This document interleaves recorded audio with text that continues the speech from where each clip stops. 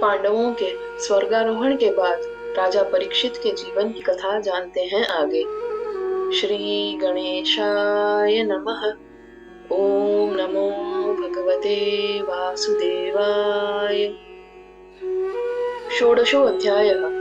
सूत उवाच ततः परीक्षित विजवर्य शिक्षया महिं महाभागवतः शशासः यथा हि सूत्यामभिजातक कोविदाः समादिशन विप्र महद्गुणस्तथा। सूत जी बोले, तत्पश्चात महान भगवत भक्त राजा परीक्षित ने श्रेष्ठ ब्राह्मणों की शिक्षा के अनुसार पृथ्वी पर शासन किया। हे ब्राह्मण, वे वास्तव में वैसे ही महान गुणों से युक्त थे जैसा जन्म के समय उनके लक्षणों को जानने वाले विद्वानों ने उनके विषय में भविष्यवाणी की थी। स उत्तरस्य तनयामुपयेम इरावतीं जन्मेजयादिमश्चतुरस्तस्यामुत्पादयत् सुतान्।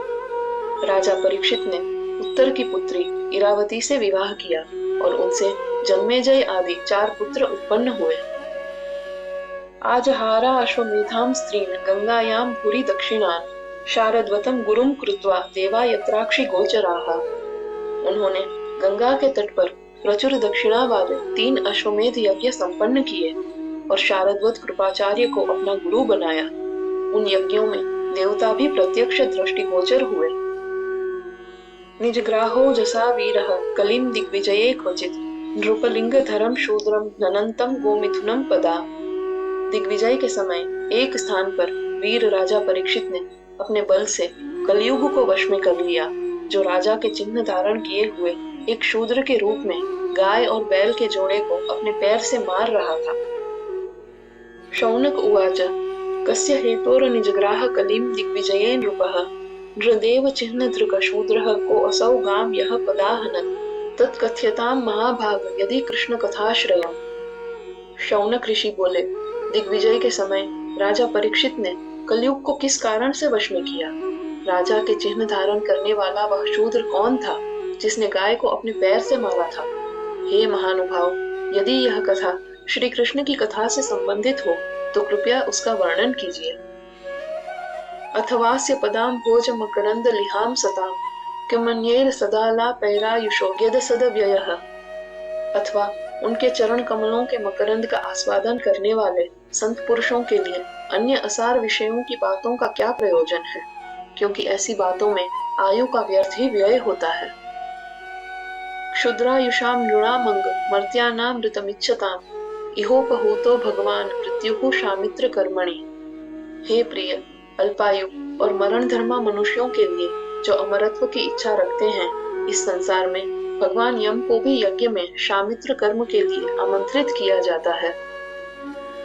न कश्चिन् म्रियते तावद्यावदास्त इहान्तकः एतदर्थं हि भगवान् आहुतः परमर्षिभिः अहो नृलोके पियेत हरिलीलामृतं वचः। जब तक इस यज्ञ में यम स्वयं उपस्थित हैं, तब तक कोई नहीं मरता।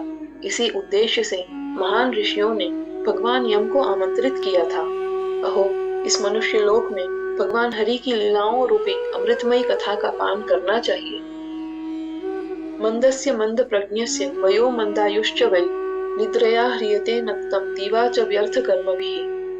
मंद बुद्धि, अल्प प्रज्ञा और अल्पायु वाले मनुष्यों की आयु रात्रि में निद्रा में और दिन में व्यर्थ के कार्यों में नष्ट हो जाती है। सूत उवाच यदा परीक्षित पुरुजांगले अश्रुणो कलिं प्रविष्टं निज चक्रवर्तिते निशम्य वर्तमानमति प्रियां ततः शरासनं संयुग शौंडिराददे। सूत जी बोले, जब राजा परीक्षित ने सुना कि कलयुग उनके चक्रवर्ती राज्य के पुरुजांगल प्रदेश में प्रवेश कर गया है, तब उस अप्रिय समाचार को सुनकर युद्ध में अत्यंत कुशल राजा ने अपना धनुष उठा लिया। स्वलंकृतं श्यामातुरंगयोजितं रथं मृगेन्द्र ध्वजमाश्रितः पुरात् व्रतो रथाश्च द्वीपपत्तियुक्तया स्वसेनया दिग्विजयाय निर्गतः।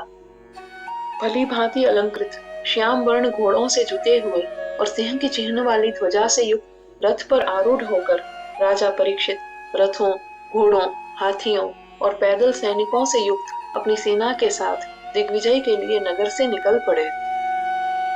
श्रवण यात्रा में जुड़े रहिए। अगला भाग इसी अध्याय को आगे बढ़ाता है। श्री कृष्णार्पणमस्तु।